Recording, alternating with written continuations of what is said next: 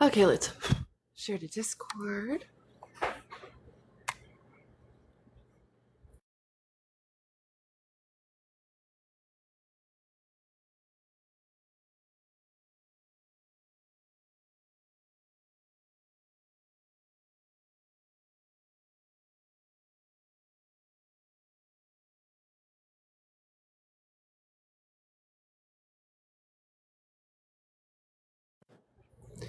Okay, now we are going to share the story.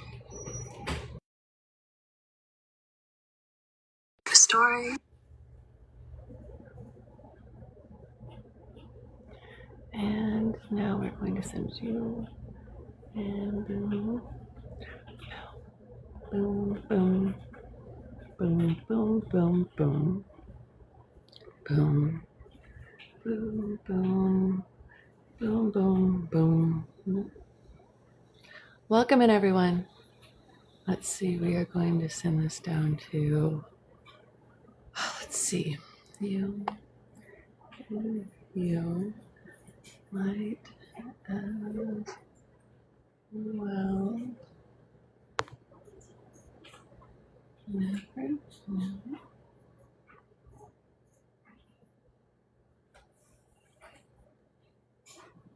Hey, Cerberus, how are you? Welcome in, my friend. Let's see. Let's get these in. Thank you for the heart me, Daryl.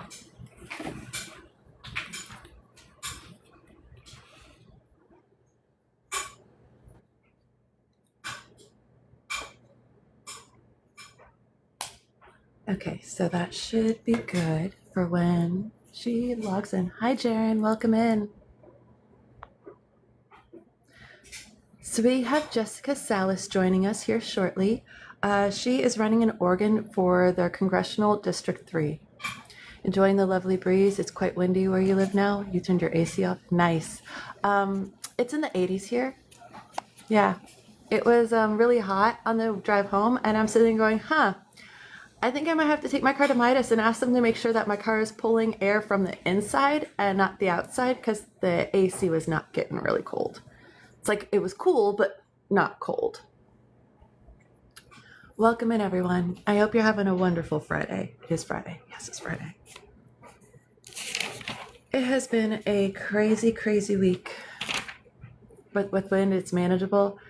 I agree. As long as there's wind and it's not too humid, it's very manageable. But guys, my question, what happened to my late 60s, early 70s, 6 weeks of spring? Did we just go straight from winter to summer? Is that what happened? Because those 3 weeks of up, down, up, down, up, down, up, down, I don't classify that as spring. I classify that as I was stuck in my bed.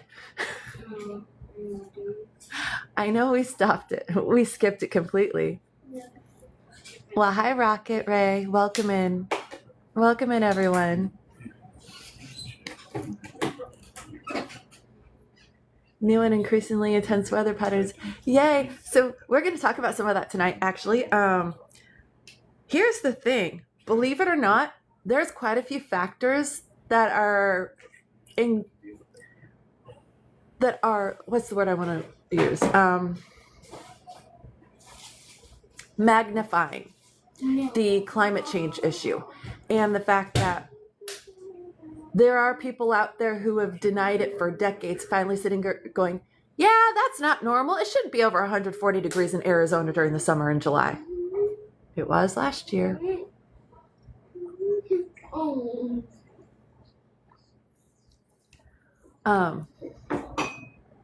Believe it or not, there's a few main contributors, but one of the most recent ones, especially with the hyperscale projects, is data centers. Welcome in, everyone.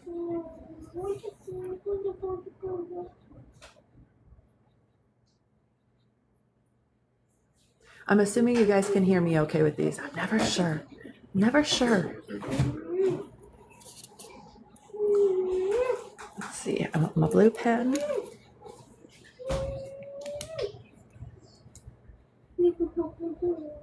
Welcome in, everyone.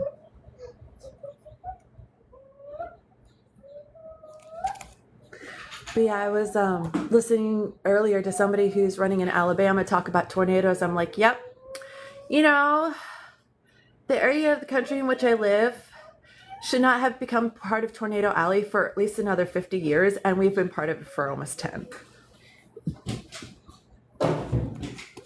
We have had somebody recently who shot up somebody's home because of data centers because they want to vote against it, and they're not.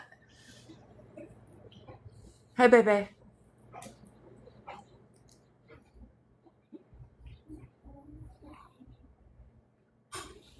I take it she is ready.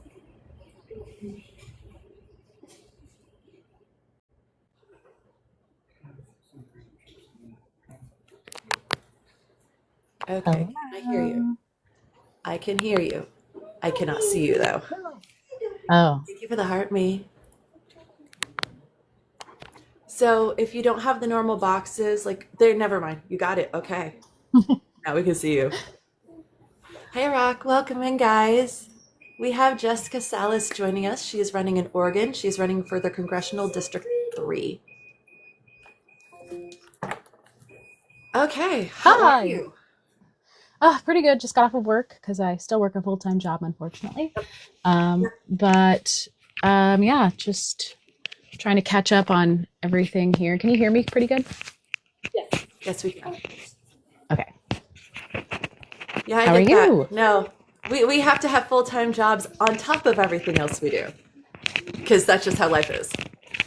Yeah, I'm But no, fortunate enough to have a full-time job while campaigning. So, right, right. And then there's that where being fortunate enough to have a full-time job that pays the bills because that's part of where a lot yeah, of people are is the cost of living. It's hurting, you know. it's When the federal hurting. poverty level for a family of 4 is 33,000, but the active poverty level in just about every state is like 100,000.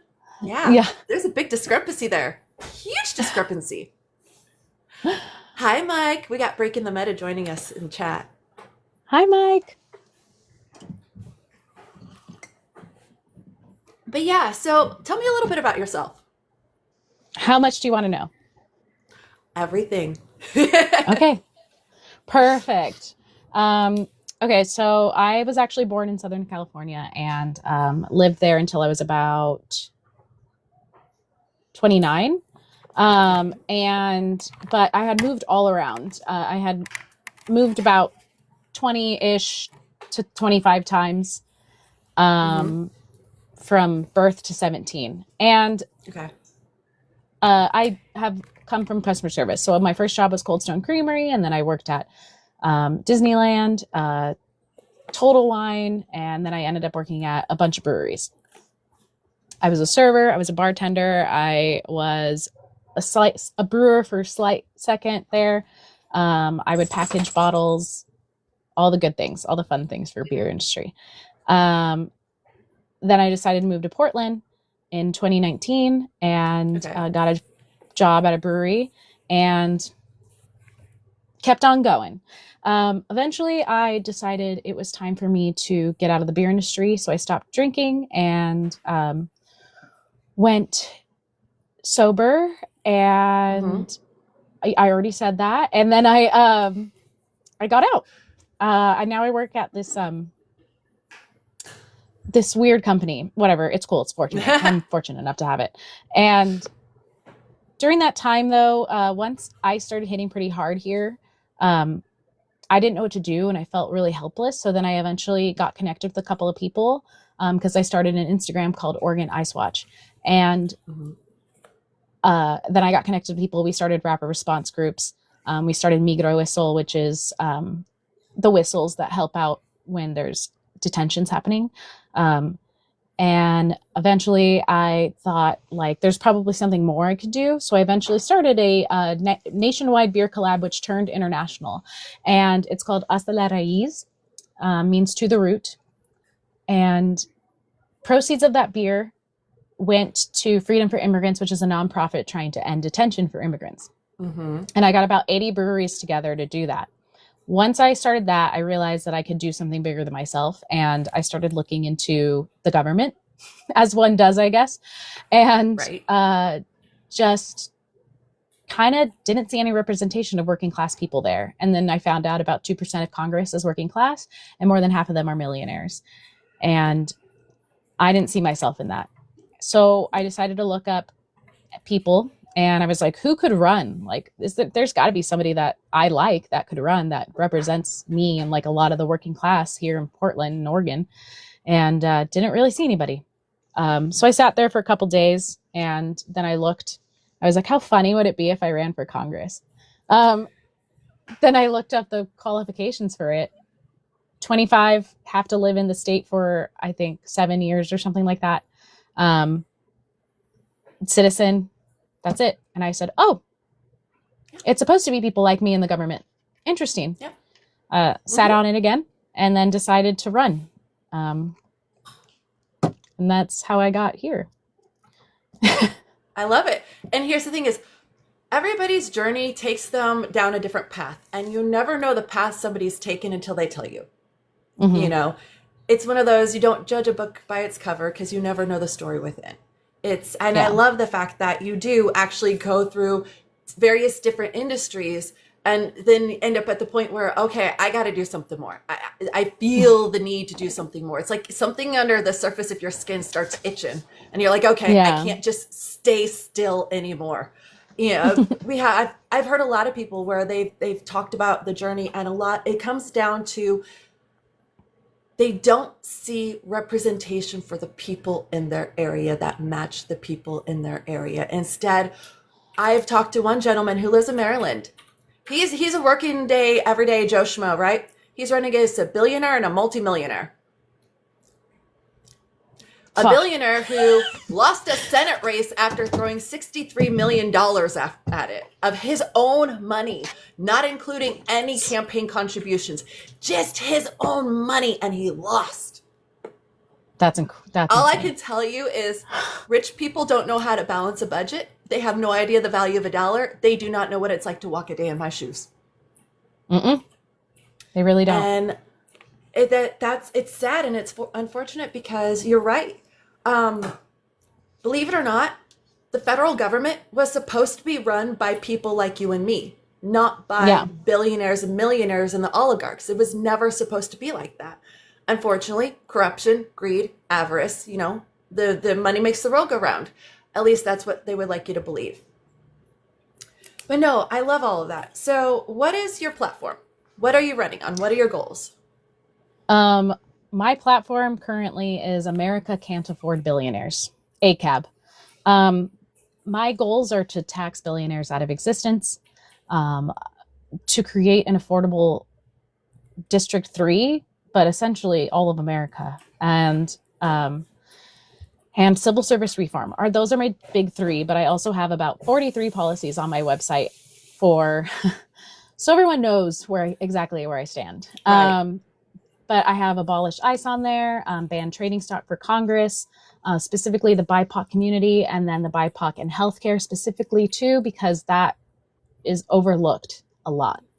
Farm protections, foreign policy, free childcare, homelessness, like mental health, LGBTQ protections, sex worker protections. Like I have so many policies that I just hope I can implement. And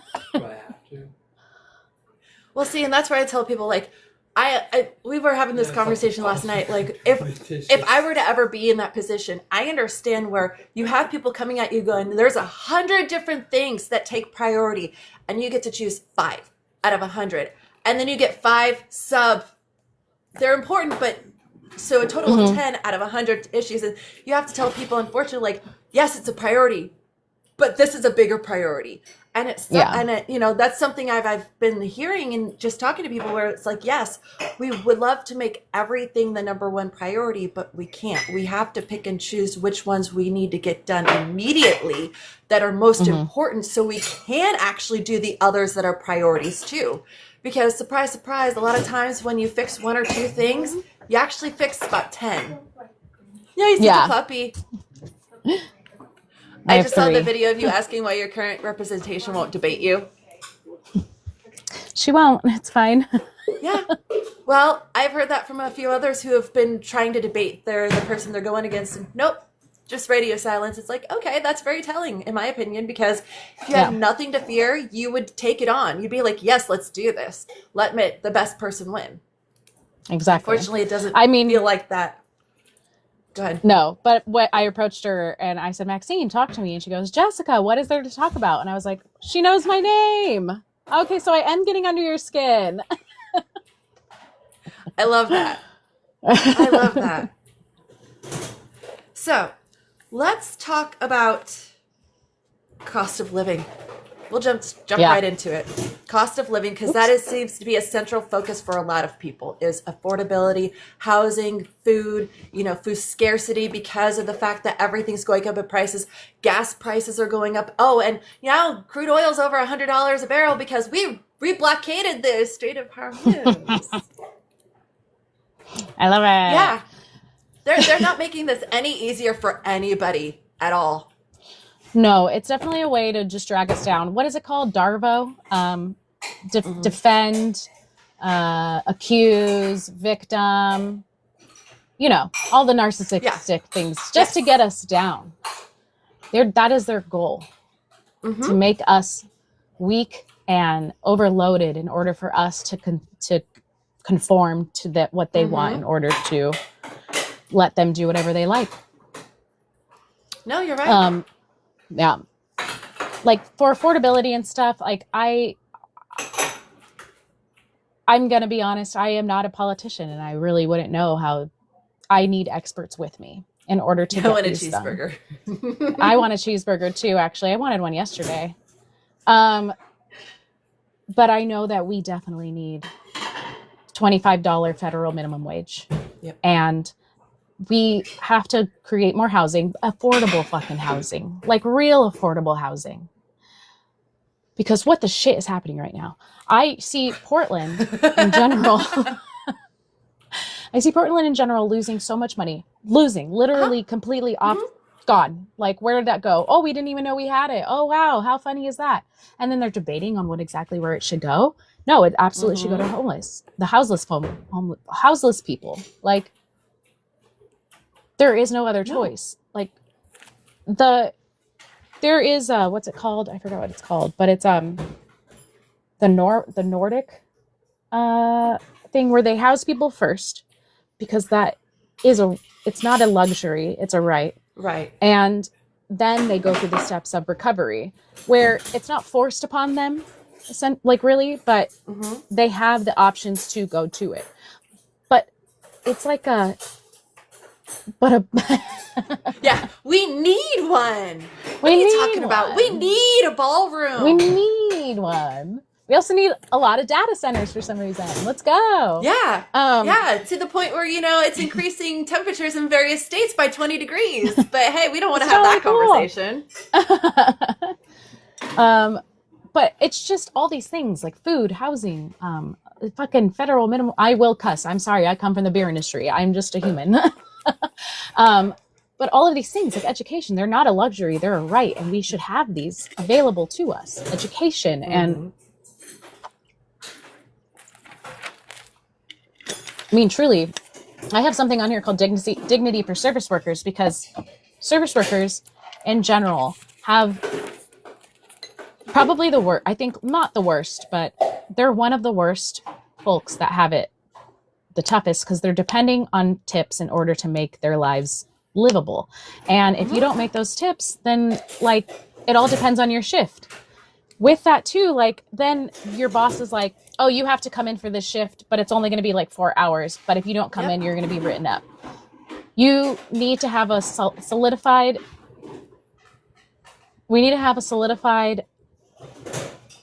like law in order for people to know at least 2 weeks ahead of time, to know that they are going to have a solid schedule where they're not all just completely fucked and like, well, I guess I got to drop everything and here it goes. Yep. Who do I think is going to fix this mess? Eric, he goes, who do you think going to fix this mess? I don't think current Congress at all. They're just too wrapped up in I've been folding zines, so I have all the folding tools with me, so I'm going to be messing with them. You're good. Current Congress isn't going to save us. They are just so stuck on gathering their money and becoming richer. Everyone there is there to enrich themselves. Make the owners pay a rational salary. I mean, That you're not too. wrong, Kev. That's part You're not of where wrong. the whole raising the federal minimum wage to at least $25 an hour. And believe it or not, there's a lot of companies out there that can afford it. Their shareholders and stockholders are just not going to earn as much. And then the billionaires up at the top, like, in the Walmart, Walmart people. So what? They're going to earn $2 billion less a year for paying their employees. $2 billion less, but their employees are no longer on benefits and services through the state because they can actually afford their homes and food, and to even buy the food that Walmart sells that they can't purchase without benefits from the state. It's nuts. They'd still be rich too if they even gave up just a little bit of their money. Have you ever thought about the way that it's the difference between $1 million and a billion? If you go, like, let's say 1 million minutes is about 2.6 years, and 1 billion minutes is like 207 years. Right. They're still going to be rich even if they give up like 50,000, like 50 million. It's one of those, like, their money. Understand if they make more than 200 million in a year, they're probably not going to spend it by themselves in 10 lifetimes. No, absolutely not. Because on both sides, I think we're in trouble. I mean, Eric, you're not wrong. I'll be the first to say both sides are just as corrupt as the other. I will definitely say that. Mike is well. saying, I think podcasters will help fix it. I think you're right. I think the people like you and me who are doing this independent sort of thing, who are not beholden to Fox or CNN or mainstream media, are going to be the ones who actually help to correct the course of where we're going, because we're actually willing to hold, the representatives accountable so they don't become politicians. Most companies made enough money to pay every one of their workers $1 million a year and still show profit. I happen to believe they will not police themselves. Hey, Krusky. The Amazon dude divorced with a $49 million settlement, and he still ain't broke. I mean, you're not wrong. Like a lot of those people, but you have to understand where the reason why they got rich and they're staying rich is because they're not actually living off of their earned income. Their earned income is being immediately invested in whatever stocks and portfolios they have, and then they are actually accruing interest off of that and living off of the earned interest off of all their investments. That's how they get around the loophole of taxing things as well, is because they don't tax interest on certain things the same way they do earned income. In fact, a lot of things they can write it off and not have to be taxed at all. So if we wanted, and this is where I was talking with somebody about the U.S. insolvency, because they were saying, oh, no, we have to cut all the social programs, Medicaid. I'm like, no, we cut military spending and we start taxing the wealthy. That's how we fix it. We don't start cutting social services, because if we do, then trust me, that is the quick downhill slope to ruin and disaster. Very quick downhill slope. We actually have to continue to support our social programs and put more money into them to build the people back up and keep them healthy, fed, homed, all of that. And if we were to actually put those billions of dollars back into our economy instead of spending $2.5 trillion somewhere where we don't even know where half of it went, well, you just might have a healthier populace. You'd have people who weren't dying of cancer every day. You'd have people who are actually productive instead of being exhausted all the damn time because they're forced to work 60 hours a week, because the company would rather pay somebody at a unit rate that's flat than actually pay overtime and scale things and cap overtime and all those things. They'd rather just work one person for 80 hours rather than having two people to actually do the workload of two people. It makes no sense. But they figure they're saving money that way. But reality is, no, dude, just hire the extra person. Make everybody's life easier. Exactly. Maybe your people working 40 hours of overtime every week would rather see their families. You ever think of that? pointing at my No, being too husband right selfish. there. Because Too selfish. AT&T is a union, and for the union, they have it capped at 14 hours of overtime every week, which means Bless you. most weeks my husband has to work 14 hours of overtime. Mm-hmm. Bless you, Aiden. And it's one of those, well, it'd be nice to actually see him home before 9 p.m. most nights of the week, but that's hoping. Yep. Let's see, It's what do they nuts. say? Hi, Ender. Let's see. The Like- major problem, big business is not taxed. And that's part of the problem. I know in Virginia, was it Virginia or was it North Carolina? It was one of the two. The lady I was talking to, part of her platform was absolutely tax the corporations. In their state, by 2030, corporations will have, here it is, it's North Carolina. Yeah, by 2030, corporations will have a 0% tax rate. And that's one of the things that she wants to change, is because, well, they're not paying their fair share. They're getting all these tax breaks instead, and they're not even being taxed on anything. So instead, it's up to them to tax the employees even more to compensate for what the So crazy. companies should be paying. It's so crazy. They just get, they get their tax breaks. They contribute what? Sure, they contribute jobs. And that's why they get these tax breaks, right? But how beneficial is that to the state? It's not. It's not. Perfect example is one of the reasons why the Midwest is bringing in a lot of data centers is because they're getting state tax exemptions. I found out in Indiana, I found this out when we drove by the $10 billion Meta campus that I didn't realize was being built just a few miles outside of Lebanon, which is about 40 minutes from my house. That in Indiana, at least, if for every $1 billion they contribute, they get their state tax exemption extended. For $1 billion, it starts at 17 years and 5 years for every $1 billion afterwards, up to 50 years. And that's 50 years, not 15, 50. Up to 50 years of state tax exemptions for every $1 billion they invest into their data centers. Jesus Christ. Jesus Christ. It's just it's crazy. It Also, makes me scared to because I'm sure see the what corporations every are- other. Yeah. Yeah, I'm sure the corporations are paying the representatives in order, like through PACs, in order to get them to, and that's why we should get Citizens United. Oh yeah, no. One of the things that a lot of people talk about is one of the first things they want to do is make sure Citizens United is gone. I'm like, I'm all for that, because they need to go out of there. No, I can't imagine. Oh, sorry, go. He goes, Democrats have held full power 26 times and they fixed nothing for the general population. 24 times the Republicans with no solutions or repairs. Oh, I see. I think either side. This is okay. So I actually was talking about this today. Either side, both corrupt. Two-party system, absolutely corrupt. I don't think it's a matter of, it's identity politics. And I don't think we actually need that. And everyone puts themselves in a bubble. And that's the problem. And that's why we can't get anything done. I have talked to conservatives and Republicans in my district, and they are lovely.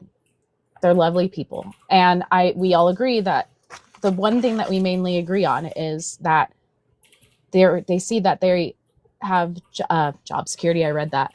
Yeah, no, absolutely they are. They see that there's corruption in the government. And I'm like, okay, look, we could start there and let's keep growing from there. And I'll sit with them, talk with them, and they have seen the light, as you can say. But in general, a lot of them go, no one has taken the time to talk to me, because once they find out that I'm this or that, they just blow me off. So I'm glad that you actually had a conversation with me. And I give them a hug after, because that's who I am. I give everyone hugs. But that's the problem, is that we don't talk to each other. And that's what they want in order to keep us separated, so that we don't rise up with one another and realize that we are all together. Yep. Because it's never been red versus blue. It's always been oligarchs versus the rest. It's always been the money and gatekeepers versus everybody else, the working class. and Mm-hmm. would fix this problem, but they keep it stuck in committee. I mean, you're Mm-hmm. not wrong, Eric.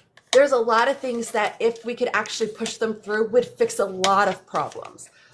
It's finding allies to work with and actually having the right people in Congress at the right time. And it sucks that, yeah, you're not wrong. That power is flip-flop back and forth and ain't nothing happened. Nothing's been fixed. Things are still broken. And so I know myself, I am pretty sure Mike, and I know quite a few others that I've interviewed, we're all looking at this with a slightly different angle of, okay, I need to go into this with as many allies as possible so we can actually make shit happen. I don't care which side of the aisle they're on. I don't care what party they belong to. If their views and ideals align with mine, I will work with them. Period. Yep. And it's like, yes, because that's how we fix this is we stop playing party politics and we put our country first. Period. Regardless of what color or banner you're flying, it shouldn't matter because inside, guys, we are all exactly the same. We are human freaking beings and we need to treat each other like it. A maverick will never make it ahead because the primary youth if you don't follow the rules.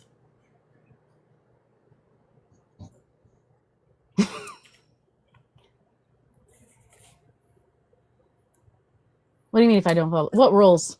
Because I definitely don't follow the rules. Here's the thing. I was going to say, the like, Democratic what? Party of Oregon, they primary you. They'll put a candidate in. To replace you.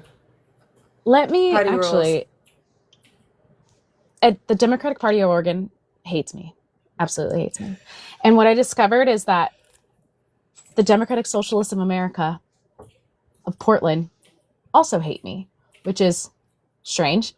But they want to put somebody in this. They wanted somebody to run for the seat as a Democratic Socialist in 2028. And I was like, why won't you support me? I'm doing it right now. And they were like, you're not doing it right. And I think that's the problem for a lot of things, especially now. People are just like, you're not doing this correctly. And you're not the right person for this moment kind of thing. And it's like, who makes that decision actually? No one does. Who's doing that? The American people do. The American people decide.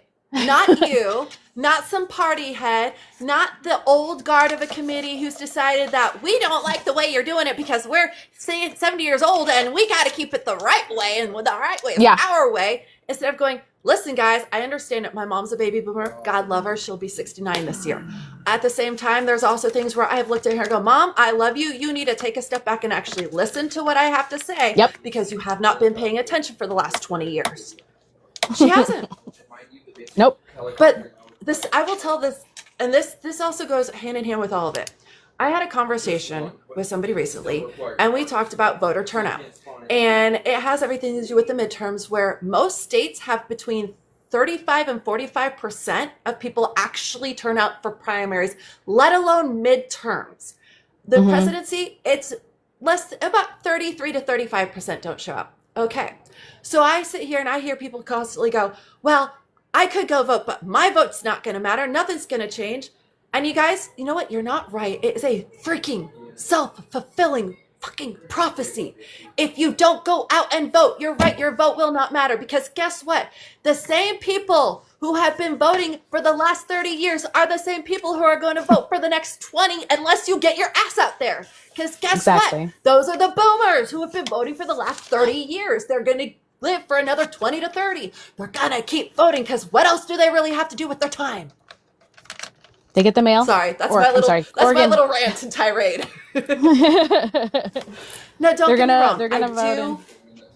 I like people in the older generation. They're awesome to talk to. They are awesome to hear from. To stories, they're fantastic.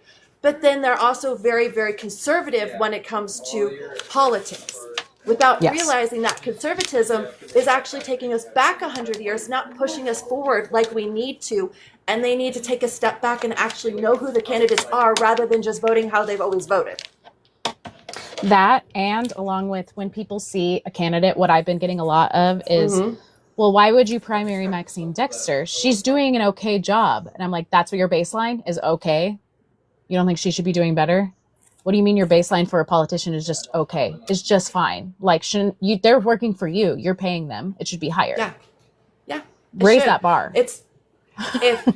Well, this is, again, I keep telling people where our forefathers wrote about this exact situation that we are living through in our country right now.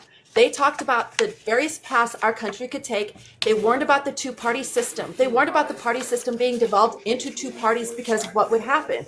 That the government would put left and right, that would put the two parties against each other, so everyone would become distracted by the politics of the parties instead of actually policing the government. They're not wrong. And so I was talking to Ethan Sweetland May, and we were talking about that, and believe it or not, so the forefathers actually wrote that if the federal government is out of control, we have an authoritarian, dictatorship regime that is just beating down on the people and not listening to them, and then our Congress is not working for us, guess what? It is our job to take power back from the federal government on the state level.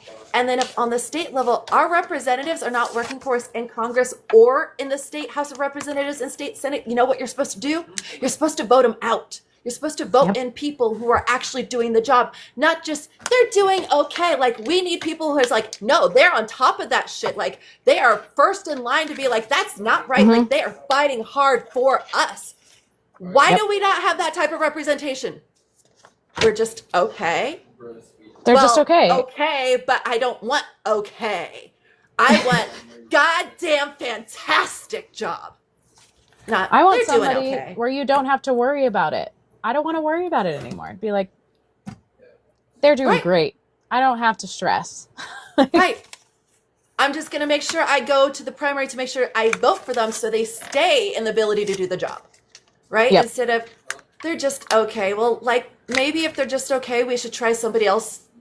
Let's see if they do better. Why? Let's see if they do better. Because we can always do better. Why do we not want better for ourselves? And that's why there's 2 years. That's why you vote every 2 years for Congress. Exactly.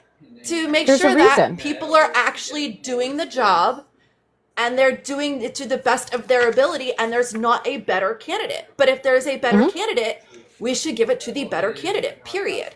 It should always be best man left standing. It really should. But instead, they play with money. They use money to actually buy people. And they do that. It boils down to that. They do that, and then they try to pick their perfect candidate to put out into the world. And that's like when I showed up, when I just randomly was like, I'm just going to run. I threw them off. They were like, we didn't expect anybody to run against her. Like, who even is she? And then why is she doing this? And they're like, I don't like her. I've talked to somebody where I sent him an invitation, then deleted it. He's like, what did you send? I'm like, well, I didn't realize till after I sent it. Well, I saw one of your videos. And I thought you were running for position because it was very inspiring. Then I realized you weren't. He goes, I've been thinking about it. I said, after hearing some of his videos, I told him he really should. He goes, well, the world's not ready for a heavily tatted, bearded vet with a bad mouth. I'm like, oh, honey, the world may not be ready for it, but we are. Trust me, the American people are ready for it. We're ready for it. Like, we're ready for it. Shoulder of my legs, like my entire thigh. And I told myself, sweetheart, they're not ready for a heavily tatted, blemished woman who's decided, I love that, who's decided that she has to follow through with her teenage dream of being a political journalist. So here we are. That's the thing too. There are so many people that are like, you should have started smaller. You should have started for the Water Bureau district or something. And I'm like, why? And they're like, you should have, you need to work your way up to this position. You're going to the big guns. And I'm like, who, why?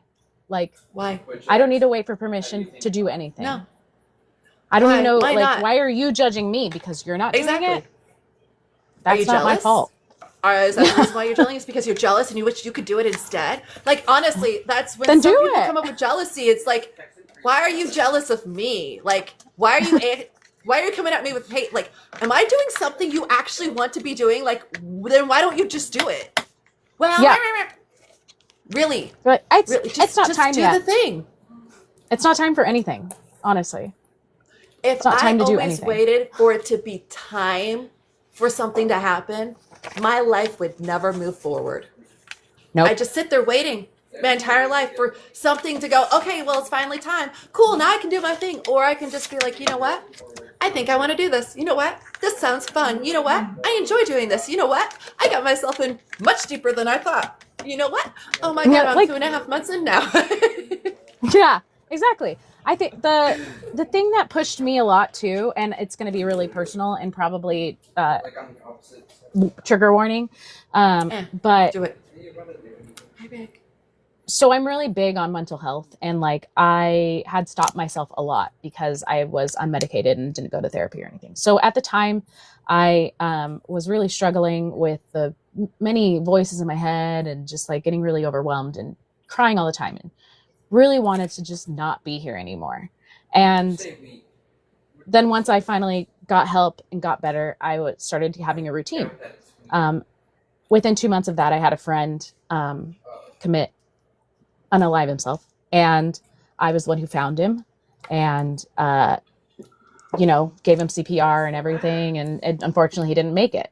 That was 2 years ago, and honestly, as unfortunate as it is, if that didn't happen to me, I would have never been in this position, because Mm-hmm. it's things like that that completely rewire your brain. And if it didn't happen, then I don't know where I would be right now.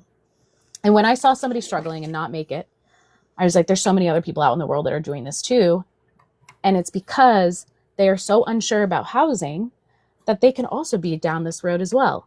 And it's like, oh, but he didn't have a job. And then he started to lose his housing. Like, this is every day for everyone. And I was like, well, shit. Like, Mm-hmm. It's a hovercraft. Yeah. It is. Someone has to do something about this.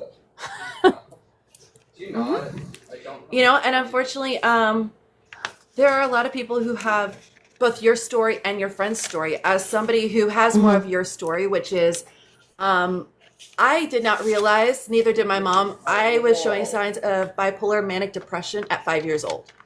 And so I was not actually started treatment till I was 14. And I haven't been properly medicated until I was about 30, 31, somewhere in there, after my dad passed. I was 31 weeks pregnant. And after he passed, that's when, about a year later, I decided that I couldn't do it on my own. I needed that medical intervention because I was just that all the time. And I was just angry all the time. And it was just so much all the time. So that's been, we just hit 11 years. Wow. So it's been 11 years now. Oh, yeah. So you feeling good? As somebody who, I am. Here's the thing is, staying medicated and helps me keep an even keel. That's all it does. Is I am the one 100% in control. It's Absolutely. just I don't have the extremes like I did. And that's all I needed was something to control the extremes, because I'd spent about 30 years on and off in therapy to the point where I knew all the tactics, I knew the meditation, I knew all the things to do, but it was just not enough. But I needed that medication to actually get the brain to stabilize so all the rest of the things keep me in a good place. And so here it is I finally decided that this is where I did all my self-harm. In December, Beautiful, I decided that I would go ahead and get all of my scars covered up because I never wanted to be tempted to add to them ever again. So for me, that tattoo, extremely, extremely personal. It explains, my journey that I've been on, how, if you look, the snake, but even the dagger has blood dripping off of it into a rose to show that despite all of it, as you grow, you do change and you shed your skin, and there can be beauty that comes from the pain if you allow it. Absolutely. And that's where I keep hearing people have those stories of pain where we're taking it and we're creating something beautiful from that. It's, okay, I've been down this path and I realize that I can't let this happen for anybody else. I cannot let anybody else go through that. I got to do what I can do to help others. And that's where a lot of people, yourself included, it's that drive to be a public servant, and a true public servant, not to serve yourself, but to serve the public. And I love the fact that we have people like you where you can, tell your stories, even if some of them do have trigger warnings associated, and understand that you have been on the bottom of it and you're trying to rise to the top, same as everybody else. And we keep getting pushed back down, and that's by design. So we, the people together, have to band together to fight back, or we're never, ever going to get anywhere. We are just going to keep being pushed further down, down, down. And then we're going to have more Luigis and more warehouse fires. I mean, that's just the start. I didn't realize till recently when I was doing my research. Also, like, that, props to them, go though, ahead. you know? I mean, I'm not supporting it. I'm not condoning it. Me I'm neither. not saying I hate it either. I'm not saying I hate it either. I'm just saying, you know, Luigi was the start. But just when pay people a living wage. And don't constantly deny insurance claims. Like, yeah. If maybe. people get sick, pay the bill. You know, just maybe. But what I found out, and this has kind of shocked me, is the United Healthcare CEO was quite literally the first. There's been 20 more since him. The media's just not talked about it. Of course they won't. But that's just it is. You have to keep in mind that I was watching a recording of a Goldman Sachs. The CEO was talking about how they needed to genuinely start taxing the rich before the poor rised up and ate them. He goes, and what's going to happen is it's going to be a slaughter fest, and it's not going to be them on the end. It's going to be us. And I'm like, dude's not wrong, because that's exactly what's going to happen. The people who have nothing left to lose, whose families are all gone because of everything going on, who have died to cancers because, you know, the water's contaminated and so's the food. They have nothing left to lose. They're dying. They have 6 weeks left to live. Do you really think they're going to care what's going to happen to them? Absolutely not. No. They're going to take out the person that caused all of that to happen, or the person they believe caused it all to happen, regardless of whether or not they're right. They're going to be another loss of life. But it's this constant loss of life and lack of care for your other human beings that we see from the oligarchs, from the people who have money. It's not just, you know, it's systemic, because you watch as people who never had money get money, and all of a sudden they act as though they've always had money. It's like, but a year ago, your shoes had holes in them too, my friend. Mm-hmm. What changed? Well, they've never had to do mutual aid or something. Yeah. You know, okay, I'm on medication for anxiety and severe depression. If you stop taking it, you get moody. Hey, PJ. Yeah, no. Honestly, and it's one of those. Rick, get it. I have ADHD, major depressive disorder, and anxiety, and I have to take a cocktail of meds. Yep. Then I get really tired and mad. Get diagnosed with ADHD because my daughter's getting diagnosed next month, and all the fun stuff. I'm getting my official diagnosis. I'll be 42 when I get it. And that's okay. It is what it is. But again, let's talk about the medical world when it comes to women's bodies and how they never really tested until the last few years anything on women's bodies. Everything for women was tested on men. Yeah, they didn't start testing women hormonal drugs on women until the 90s. It was 97 actually, where they decided that, it's probably a good idea if we test hormonal birth control on women instead of men. Oh my God, how weird. But there is male birth control, and it's been around, but where is it? Right. I mean, there is. There genuinely is a pill men can take.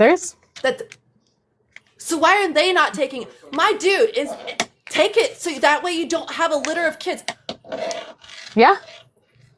When I say this, I'm actually thinking of my son's biological father. When we met him, I even asked him, I said, so besides Aiden and James, are there any more? And he laughed. He goes, probably. And I looked at him. I said, seriously, Robert, you need to wrap it before you tap it. Stop littering damn kids around like they're fucking kittens. Yep. I'm not sorry, gentlemen, okay?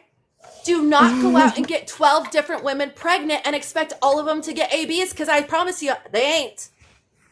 And they will hold you on the hook for it, especially now that we have total abortion bans going into place. Speaking of which, HR 722. The Life at Conception Act. I could go on and on about that, but if I would have a 10-year-old right now, 11-year-old. If I didn't have an AB with my rapist, I would have an 11-year-old. Mhm. And I don't think people understand I know it comes down to religion and whatnot, and I know I come from a Christian household. Well, just my dad was, and for some reason I was the only one out of the 4 siblings that had to get raised Christian and went to Christian school and became a youth group leader. Weird. Don't know. Anyways, but it, first of all, it has nothing in there about abortions, but sure. Yeah, I know it doesn't. It does not. And it's just a way to control people more with people who are emotionally immature in order to give people what they want, in order to mold them in a way. And so, because like, same with MAGA and the Bible, right? They need somebody to blame and can't take accountability for. Therefore, immigrants, trans folk, and then all that, and what women getting ABs. And religion preys on their emotional immaturity in order to get them to conform to what they want. And where am I going with this? My ADHD is so bad right now. My dogs are barking. No, we're starting Oh, off. they can't take nothing accountability. In the Bible says abortion. Yeah. They can't take accountability for anything. So they have to pray and their sins are washed away. And that's how they get controlled by all these other things. And that's all I wanted to say. I think I can't remember where the end of it was. I love ADHD. It's so good. Oh, I know. I have it too. There's a reason why I keep taking notes, and to make sure like I'm not losing track of what you're saying, because it's like, oh, kitty. Oh, piece of candy. Oh, shiny. Oh, there's a flame. Oh, but I have to pay attention. I know. I'm you gotta love folding zines in order to like keep my hands busy. I'm playing with my pen. Believe me, I get it. This conversation not for me. Have a good night, PJ. No, that's just it is. Nothing in the Bible says abortion is bad. Nothing in the Bible says it's wrong. Quite the opposite. It is all about taking away women's bodily autonomy in order to control us. Because if we can't do the things we need in order to save our life, well, then men truly control us. Flip side is, I know a lot of women who want to have kids, and those same women are postponing it for another year or two because they want to see what happens when Mr. Trump is no longer in office, and to see if things change between now and then, because they don't want to uproot their entire life and move to a different state just in case that she gets pregnant with an ectopic pregnancy.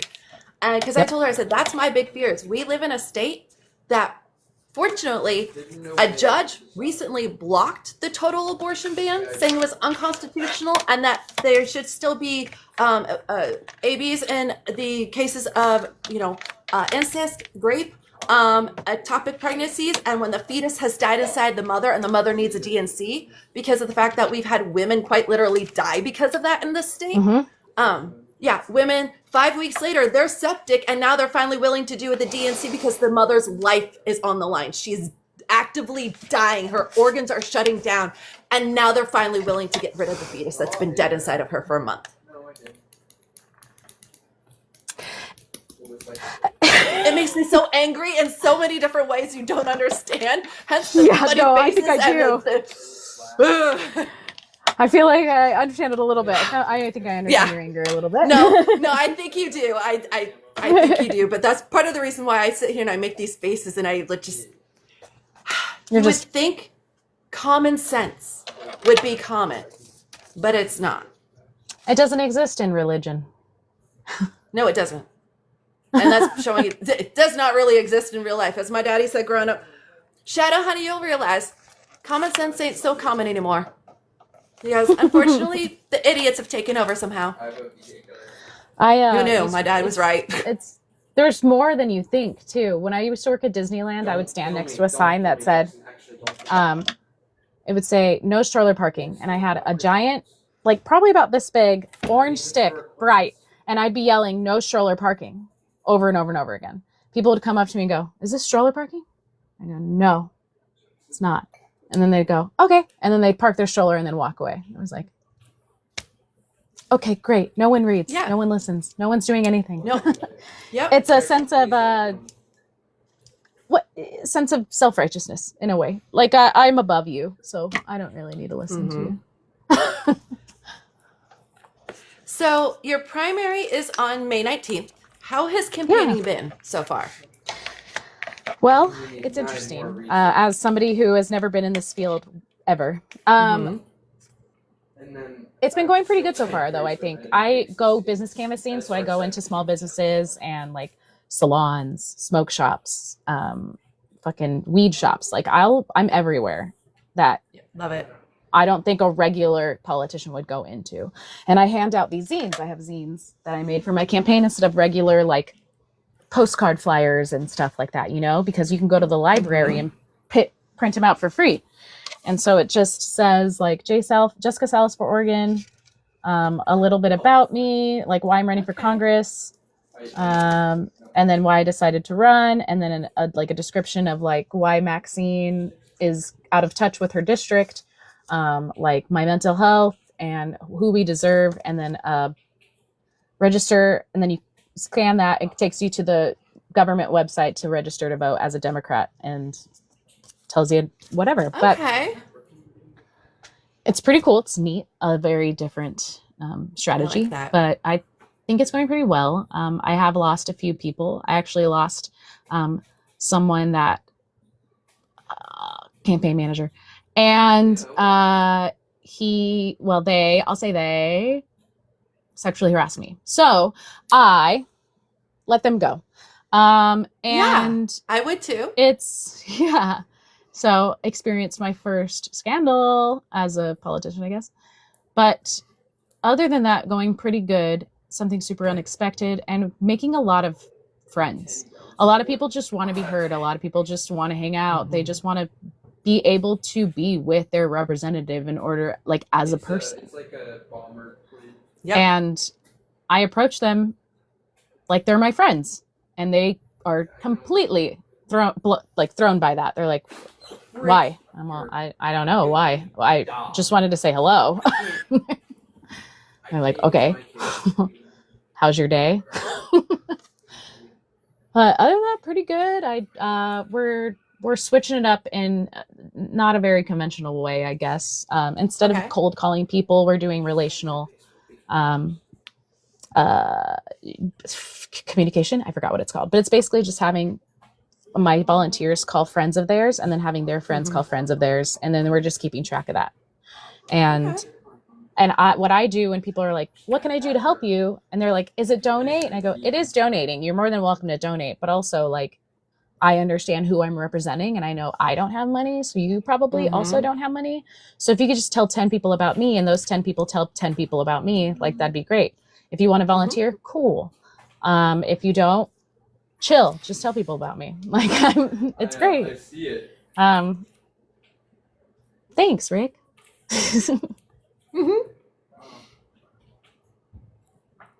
No, I love that. But I really do. Doing everything myself, essentially. I have a communications. I do my social media. I do my website. I do all my fundraising. I do my events. I do all of my literature. Like, I made this. I printed them out. I'm folding them. If I'm folded, I've given out more than 700 zines so far. And I have a couple, like maybe 800 more that I'm folding right now. But yeah, it's pretty cool. Yeah, Jackson.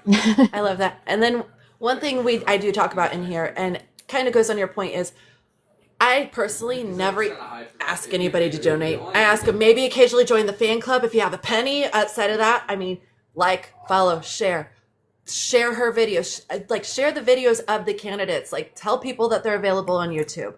Things like that, because it's important to get all of them out there. And I know a lot of people don't have the money to spare. I don't. Otherwise, I'd be throwing $500 at everybody's campaign and $500 from my business and calling it a day.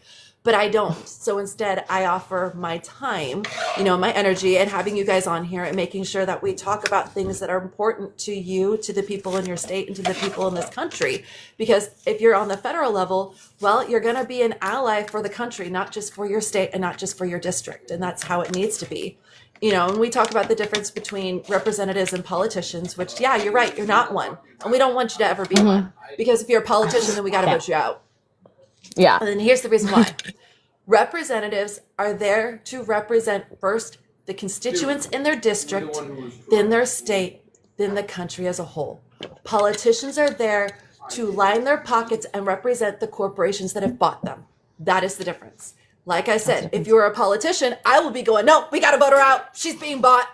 Walmart's paying her. We don't want her no more. Target's, she's in Target's pocket. Wally World.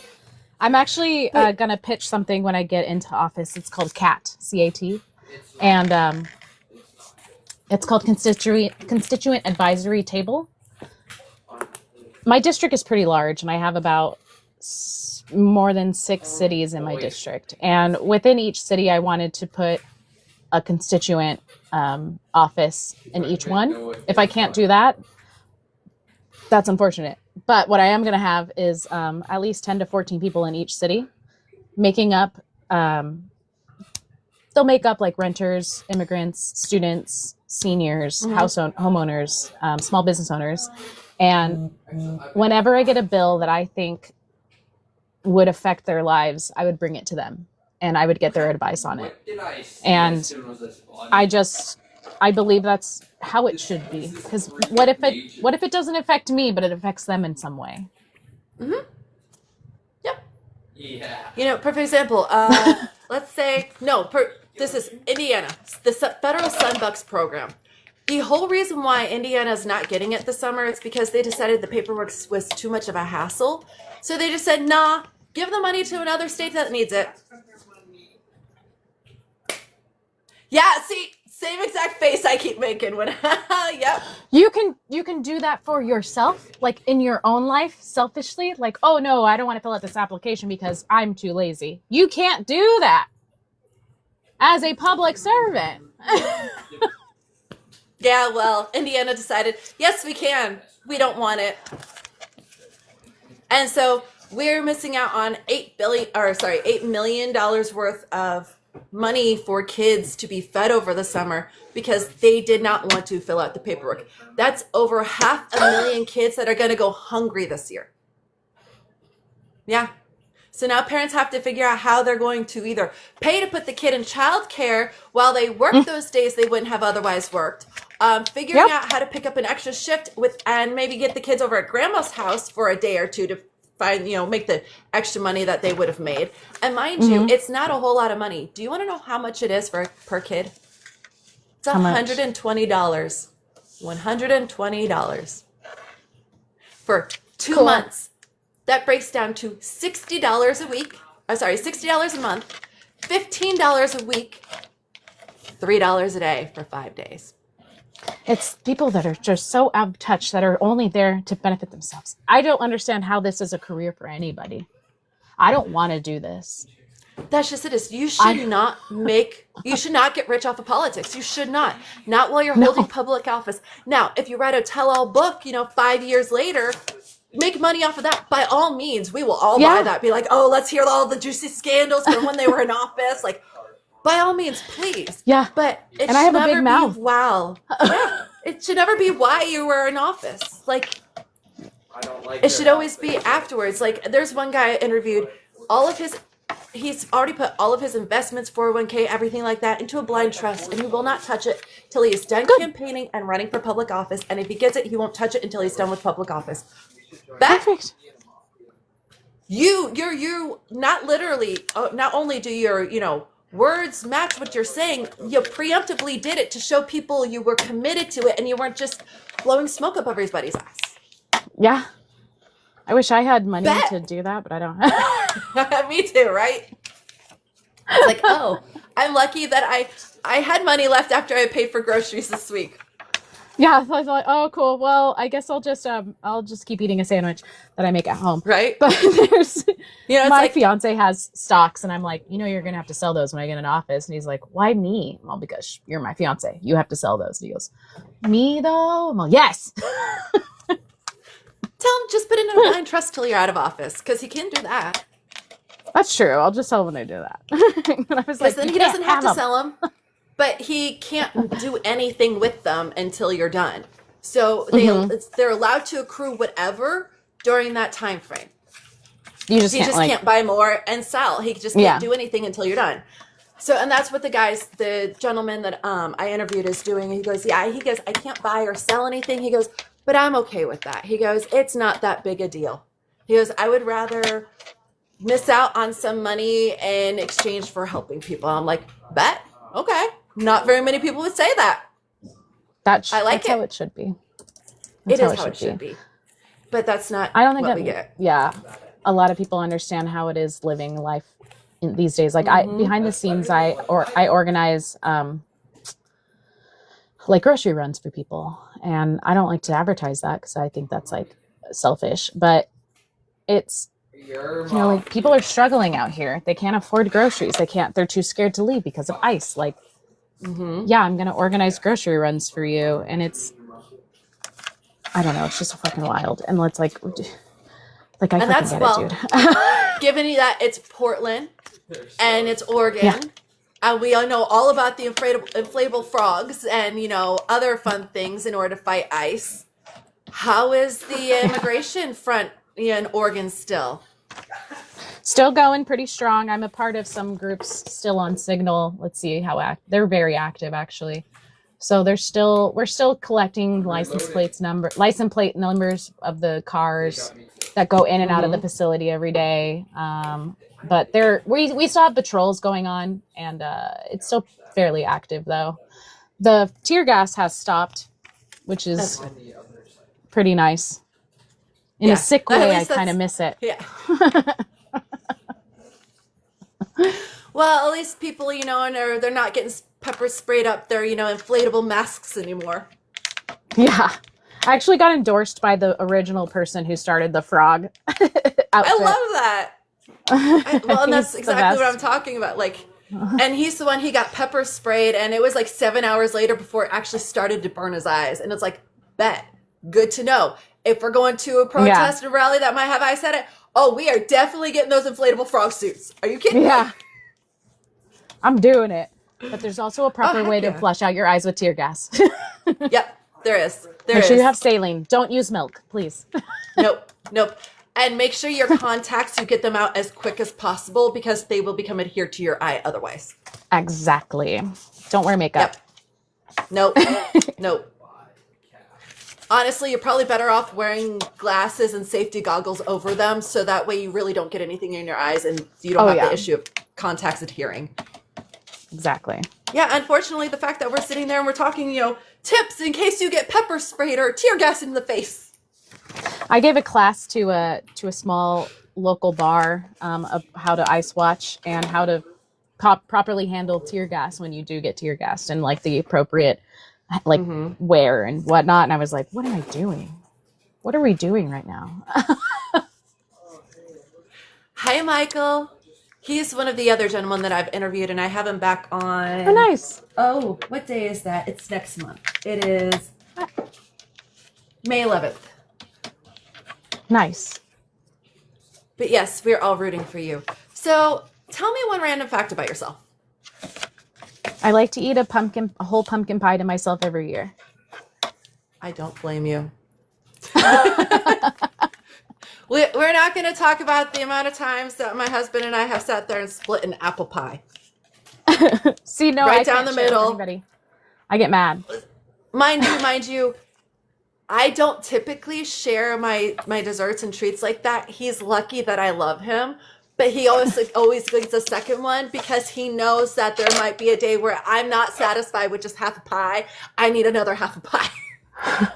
Last night I was eating an ice cream, and my fiance grabbed it, put his hand towards me, and I went. He's all, let me have a bite. I went, oh, why? He was like, what is wrong with you? I was like, you just didn't ask. You just came at me. Like, why are you doing that to my ice cream? You're staring at my food. Why are you staring at my food like you want it?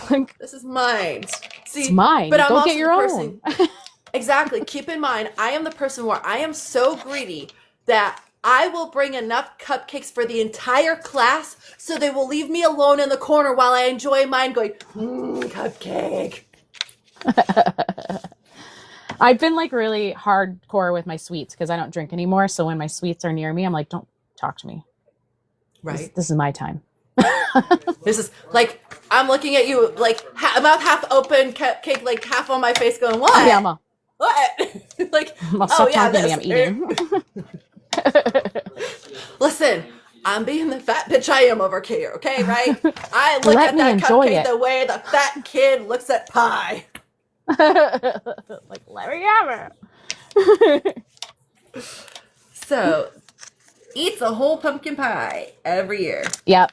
Every year to myself. I love it. That reminds me of the time I was pregnant with my son, and my mom, she had gotten this chocolate mousse too. cheesecake. I just don't want anyone to touch my pumpkin pie. Well, so I was probably a week and a half from having my son.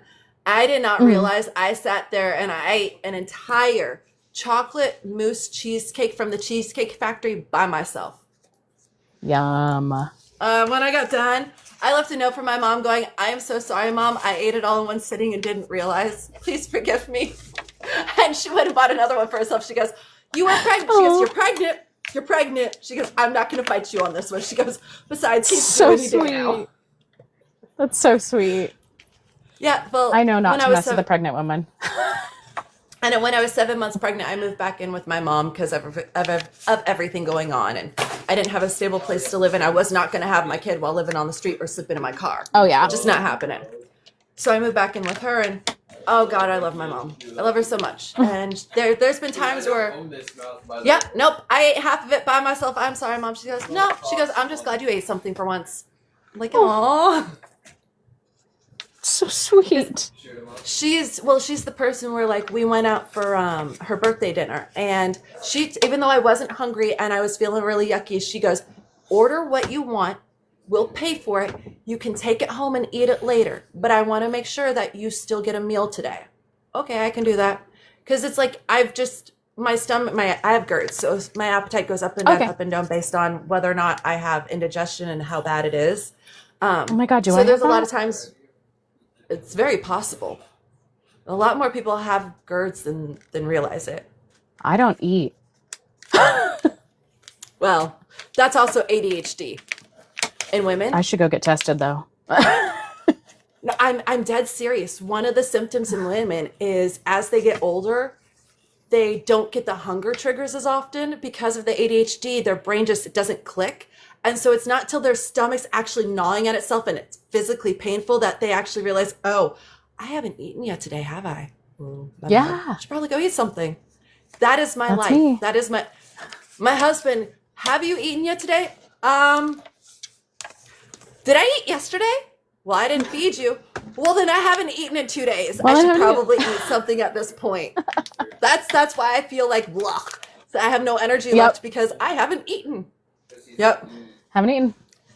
It's for women, such important. That is genuinely goes hand in hand with ADHD. And then because of that, it actually in turn gives you GERDs because you go so long without eating that you actually force parts of your stomach lining to slightly dissolve, in which turn it causes eating food to hurt.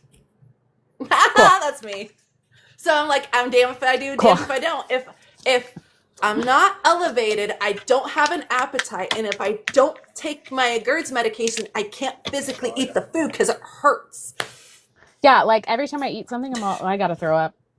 You probably have GERDs. I genuinely, I would not be surprised if it's gotten to the point where you now have it's gastroesophageal reflux disease. I probably have. It's very common in women as they age because, especially the ones who have ADHD, because of exactly what I just said. And you're like, oh shit. You're like, well. Great, I've got to go tested. Yep. I'd be like, oh, by the way, can I get some omeprazole? You know, it's Prilotec OTC, but it's a little bit stronger than over the counter. And that's the only stuff that works. It is the only stuff that works. And over the counter, I have to take like 5 pills at once. So they give me 100 milligram omeprazole and it knocks the shit out. Hell yeah. Like, it's the point where I eat, no problem. Food does not hurt, doesn't bother me. To the point where sometimes I'll have to look at Dan and go be like, I ate a bite too much. I overindulged this time. I hurt. I do that. I'm all, I can't eat anymore. I have to go take a nap. I have to lay down because my stomach hurts really Yep. bad. Yep, because I overate something. Mhm. And then I've come to find out, at least with me, as I've gotten older, I cannot do ground beef because the FDA now allows up to 25% of ground beef to be ground beef particulates, which I don't remember. I don't know if you remember anything about pink slime at McDonald's. Yeah. So ground beef particulates are also known as pink slime. And they can be up to 25% in ground beef. And it can still say 100% ground beef because technically it is 100% ground beef. It's just 25% ground beef particulates. That's pretty gross. Yeah. Wow. Good. I don't remember the last time I ate ground beef, so that's good to know. Yeah. And it's one of those, like, every time I eat it, and I used to love beef, I cannot eat ground beef anymore. It makes me physically ill. And it's one of those, I swear, it's that particulate because if I go to a butcher shop and we buy the beef there and they grind it in front of us, I have no issue. None. I wouldn't either. I'd be like, okay, I'm ready. Let's go. Yeah. So it's like, yeah, if we want red beef, like for me to eat, we're going to the local butcher shop. We'll just shop local. Nice. Unfortunately, that doesn't necessarily mean it's great because local still means, oh, they're drinking the water from the White River. Oh. Yes, Rick, they Over are here, genuinely it's like trying really to kill good off the water. population. Yeah, I wish. Unfortunately, Indiana has some of the worst water in the country, by far. Cool. Yeah. They want us, but then they don't, you know? Like, what is that? Make your mind. Make up your mind. Well, and that's the whole thing where they want more human beings in this country, but they don't actually want to take care of the mothers who are supposed to produce said human beings. Well, yeah, we're just animals. Right. Oh, and just like I know that they're trying to artificially create wombs so that they don't even need women to grow babies. Yeah, they don't need us. Yeah. Watch those babies come out with 3 arms. You know, a tail. We would go backwards. Yeah, babies would have tails again. Yeah. Okay, so what's a nerdy passion of yours? Another passion? What's a nerdy passion? Oh, a nerdy passion. I like to play Skyrim. Yes! Yes! Okay, we are a bunch of gamers in here. I have a Legend of Zelda calf sleeve. Like, we are a bunch of gamers in here. I do. I love that. I will even show it to you. Sorry for I gotta get up, honey. I got 3 cats. One of them is curled up with me. Oh. Not reload, but like I need more ammo. Okay, so my calf sleeve. Oh, that's nice. Ooh. So it is the Master Sword, the Hylian Shield, the Ocarina. We have a tunic cap right there. And then it has wolf link claw marks opening up to Midna's skin. Nice. So it encaptures like 4 or 5 of the games all in one. That's sick. I also named my dogs after Adventure Time, the cartoon. So I have a Finn, Marceline, and a Bimo. So I tend to name my animals after mythological beings. I love that. Or things like that. Where I have a Quetzalcoatl who's right here. She is my Bengal. She does have a lightning bolt on her face, hence how she got her name. Yep. And then right here we have Fortuna. She's my little kitty of good luck. So cute. Her birth name is 4. Yeah. She was named in the order she was born in. 1, 2, 3, 4, 5, 6. Because of where you live in Indiana, the lime content is really high. Yep. And so when I was talking to my friend about her, I'm like, well, does she respond to the name 4? He goes, yeah, she acts as though it's her name. I said, well, then that's her name. We'll just figure out, it's a nickname for something. I'll just figure out what the long version is, but that'll be her nickname. Just keep calling her 4 if she's already responding to it. And so I decided that 4 would be short for Fortuna. Perfect. Or as Dan calls her, Quadfish. Quadfish. That's a good name. I like It weird is. names. I love the dad joke. Okay, play Skyrim. I love that. My husband and I play Final Fantasy 14. Oh shit. I want to play the new Silent Hill because I haven't God, I don't play video games anymore because if I do, then I'm going to lose my train of thought. I'm not going to run this campaign anymore and I won't take a shower. So I try Right. not to play games. It's just not an option for me at the moment. I get that. Right now, I'm currently playing Dragon Quest VII Remake on my Switch, which I actually Ooh. haven't touched in 2 weeks because if I touch that when I have stuff to do for this, I'm never going to do this. And I really do need to get clips made of videos bad. And if I touch my Switch, I will not do the things I need to do, unfortunately, because I'll be like, it's been 6 hours. Okay, well, I wasted my day. I feel that hard. That's been my little thing lately with folding the zines. Like I can't get my mind off of anything other than just folding the zines. Well, I wrote this one prior to hearing about the 62 million men. And this kind of goes hand in hand with that because of a lot of things going on in the United States. And you know what the 62 million men is, right? Oh, yeah. Okay. Just making sure. Hi, DJ. For those of you who my are nickname not is sure. Salad. Yes, that is DJ Salad Bar. Oh my God, so for I love those you. of you who are not aware, the 62 million men is referencing the Grape Academy, where that was for the month of February, and I was watching somebody who posted the stats for the month of March, which was 82 million views. And while men may say, well, that's views, not men, gentlemen, it's all men until it's not all men. Because these are men doing it to their wives, their girlfriends. Their wives. They're people they're supposed to be protecting. They're doing it to their wives. They're talking about how to not OD their wives when dosing them so they can record themselves filming this. It's disgusting. It's despicable. And unfortunately, I'm not surprised because let's talk about the Epstein files. It goes hand in hand with all of that, where we are once again excusing and making excuses for those others because, well, it's not like they weren't married. It's not really all that bad. Well, were you awake or asleep for it? All the different things I saw, and I'm just sitting there going, it doesn't matter. My husband makes my tea all the time. I married him because I trust him to not put anything in my tea because he is the one person I allow myself to be 100% vulnerable about. Yeah. Those women did the same thing with their husbands, and those husbands violated that trust. And it makes it hard for women to want to be with men because we don't know which ones it's going to be. We think we found a good one, and then it turns out we didn't. And they only think of you as property. It makes it hard to want to be with somebody when you start looking and seeing exactly how deep it goes.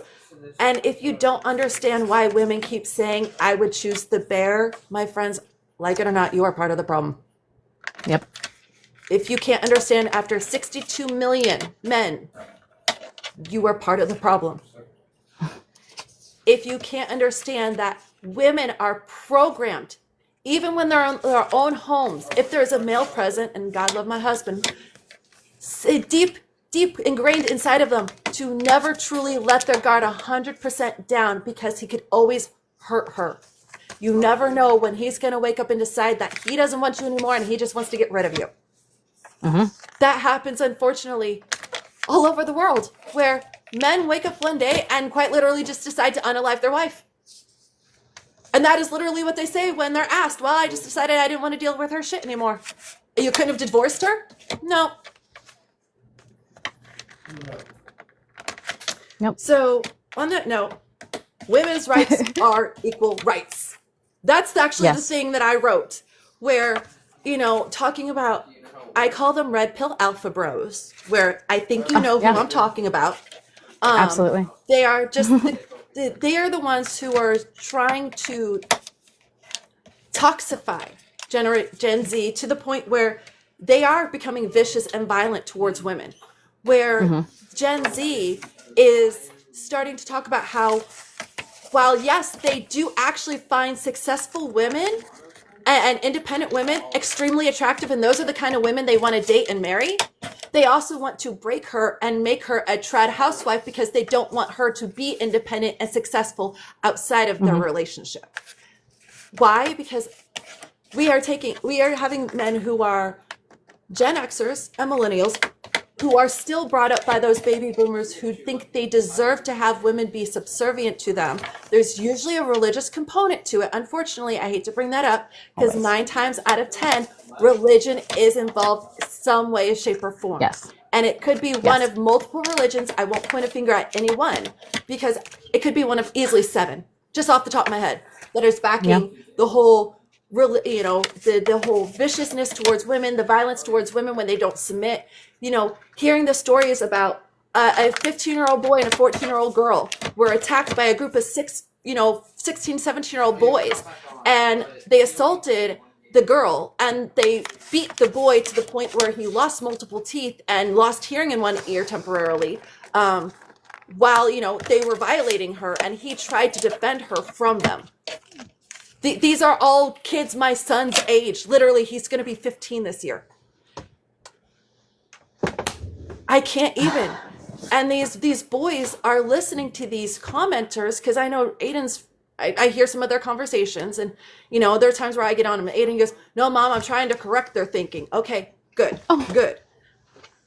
He's one of those, he's like, "No, guys, you're wrong on that one." He goes, "I listened to my mom talk to people about this daily. Like, it's actually this. Do your research before you just believe what you hear." That's what my mom constantly says. Because yes, if you ever doubt me, please, I will give you the keywords to go search so you can figure it out for yourself. Please connect the dots on your own. Do the research, and then you can come back to me going, "Oh my God, Shadow, you were right." Yeah, I know, and I hate it. I don't want to be right. Please let me be wrong for once. Please, that'd be nice. Nope. It's hard. Yeah, it is. Nope. But that right there is systemic of the issue. That is patriarchy. It is teaching men that they should bottle up their emotions. They should not actually learn how to emotionally regulate. They are okay staying emotionally immature. They don't need to actually grow up in order to be deserving of having a partner. Instead, wait till your late 30s, get somebody who's fresh out of high school, so that way, late 20s, early 30s, get someone fresh out of high school who's 10 years younger than you. That way you can mold them into the woman you want them to be. My friends, that's called grooming. Okay? That's called grooming. That's called grooming. When you mold somebody into the person you want them to be, that is quite literally the definition of grooming. Yeah. Gotta love it. Are you still there? Because I think you froze. Is she still there?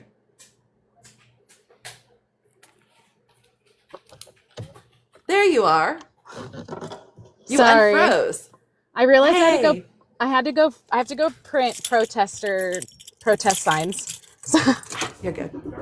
you're on the journey You with focus me. on driving. We'll focus on the journey with you. Well, fortunately, it's not like you have to write anything. You can focus on driving. Yeah, exactly. So yeah, You might fall. Hopefully not. we talked or touched on a little bit earlier about environment and climate change, and how there's a lot of states where Arizona's a great example. Their summers should not be over 140 degrees. They are. Nope. They hit over 140 degrees in July last year. My best friend lives just outside of Phoenix, Arizona. And so it's one of those, I told her, I said, "I love you." Between like the months of May and October, oh, hell no. No. Nope. It is too hot in your state. It is over 100 degrees. It's 80 degrees in my state right now, and I can't even tolerate it. I'm sitting there going, but what happened to my 2-3 weeks of 68 to 69, 70 degree weather, and my 2 to 3 weeks of, low 70s before it got hot? What happened to my 6 weeks of spring?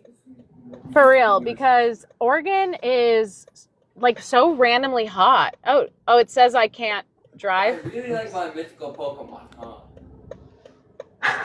It said I can't drive. Is this fixed?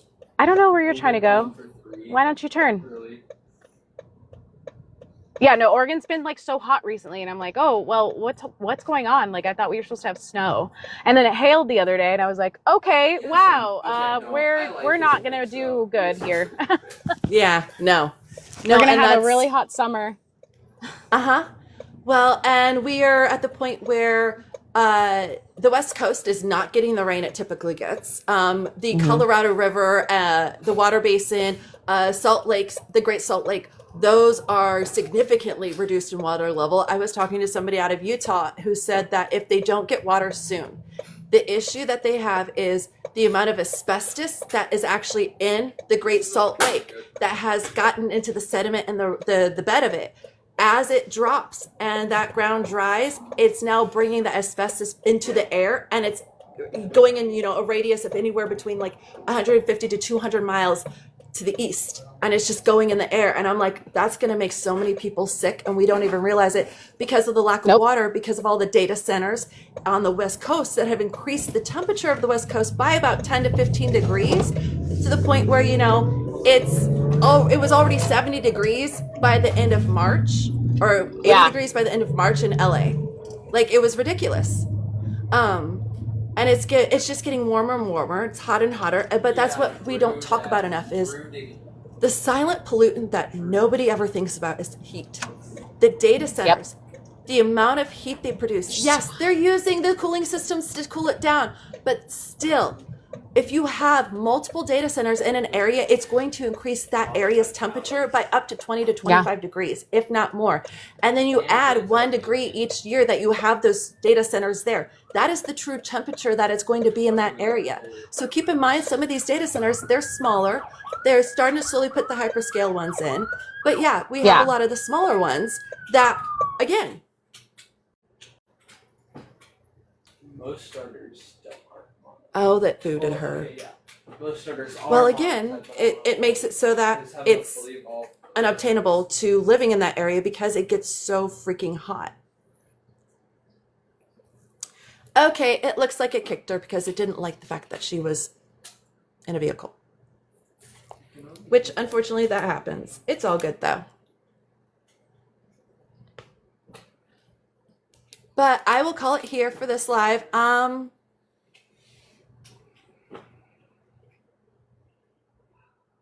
think I'm going to call it a night because I do have an interview at 3 p.m. tomorrow, but I think after my interview with Sally, I'll hop back on. Your truck does that?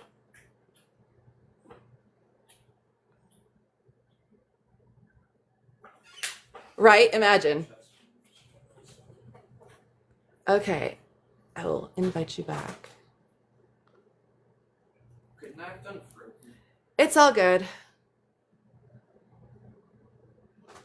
Well, and that's one of the things I've talked about, and we spitballed that back and forth for Indiana, is what if they were underground? Well, that in and of themselves, even having 1 to 2 layers of dirt on top of them, would decrease the amount of heat pollution they generated significantly. In addition to that, it would actually keep the building cooler, so they wouldn't need as much running through their cooling systems, water-wise, in order to keep the data center from, being too hot.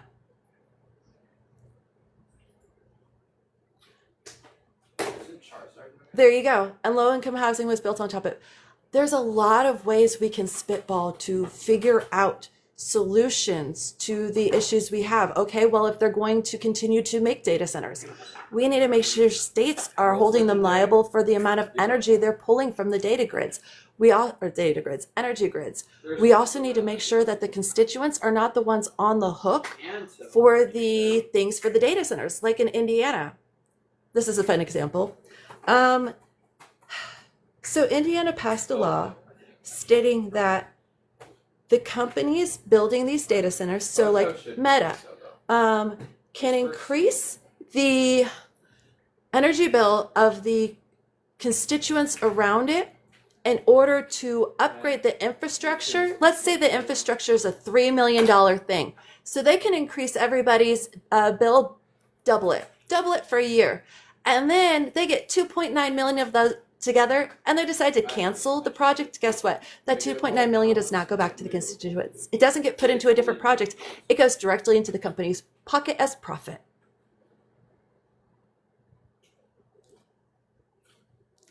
So they have heat rising into building. Exactly. I mean, that would be a better way to heat places. Why are we laughing, Joseph? Isn't Kalos the original place of Meccas? So why are we laughing? Because if you're just going to spam LOL, I'll move you along, my friend. Yeah, I know. So what's so funny?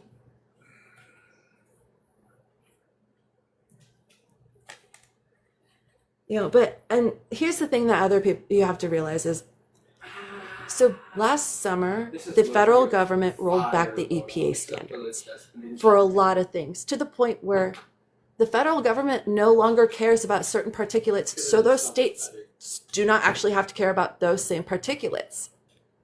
Of course, my dear, I'll get a copy of this over to you if you'll send me the best email address. Actually, I think I might have your email address. Just email or shoot me a text with the best email address to send the video to, and I'll get that to you.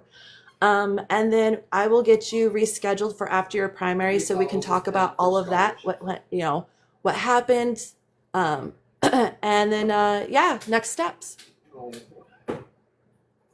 Welcome in, Joseph.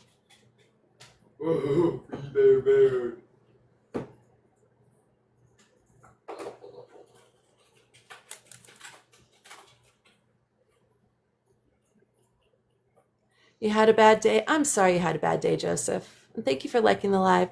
You too, Rick. I am going to go ahead and wrap it up, though, since I've been on since 7 and we wrapped up the interview. I will be in touch with you, my dear. Like I said, get me the email address. I'll get this over to you, and then we'll get you scheduled for your next one. And I'll talk to you later. I'm sorry your cat passed away, Joseph. I really am.